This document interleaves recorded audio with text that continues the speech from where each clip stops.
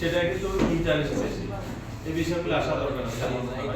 এটা তাহলে কর্তৃপক্ষ দেখবে এবং এটা আর দীপ্ত টিভির কথা বলবো, এটা যেমন তাদের বস্তুনিষ্ঠ সংবাদ পরিবেশন করবে এবং করছে, এবং সব সময়ের জন্যই আমার পক্ষ থেকে তাদের জন্য অনেক আশীর্বাদ থাকবে যে এটা আরো ভালো করে এবং আরো বস্তুনিষ্ঠ সংবাদ এগিয়ে আসে আমাদের সমাজ সংস্কার।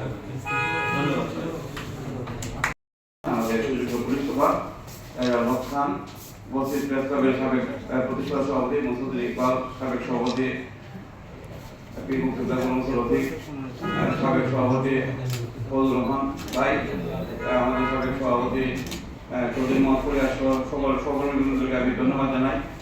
দীপ্ত টিভি যে প্রতিনিধি হবিগঞ্জের প্রাথমিক প্রিয় আমার খুব ঘনিষ্ঠ ছোট ভাই, সেই সমাজের পত্রিকা টিভি কাজ করে দীর্ঘদিন ধরে কাজ করে এবং দীপ্ত টিভি 1 বছর ধরে সে দীপ্ত টিভির প্রতিনিধি কাজ করছে অত্যন্ত আন্তরিকতার সাথে এবং পরিশ্রম করছে।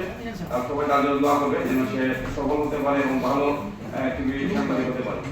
আজকে এই অনুষ্ঠানে আমাদের মাননীয় প্রধানমন্ত্রী অনেক ব্যস্ততার মধ্যেও সময় দিয়েছেন। ওনার প্রতি আমরা প্রেস ক্লাবের পক্ষ থেকে কৃতজ্ঞতা জানাই। ওনার মতো একজন সৎ মানুষ হবিগঞ্জে আরো দীর্ঘদিন যদি সময় দিতে পারতেন তাহলে হবিগঞ্জবাসী আরো উপকৃত হতো। আমরা ওনারকে প্রতি কৃতজ্ঞতা জানিয়ে আরো সফলতা কামনা করে আমার সবাইকে ধন্যবাদ।